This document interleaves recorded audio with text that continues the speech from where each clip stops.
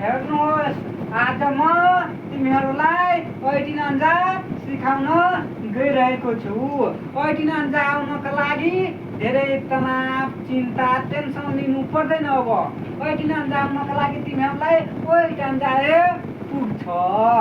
8 अन्जा हुन्छ नि, 8 अन्जाको के गर्नु, सबै पछाडिको नम्बर लिँदै जानु।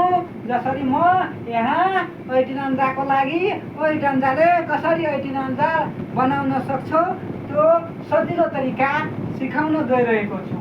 8 अन्जा आउनको लागि के गर्नुपर्छ, 8 अन्जा आउनुपर्छ। हेर्नुहोस्, 8 अन्जा 8, 8 2 जा 16, 8 3 जा 24, 8 4 जा 32, 8 5 जा 40, 8 6 जा 48, 8 7 जा 56, 8 8 जा 64, 8 9 जा 72, 8 10 जा 80।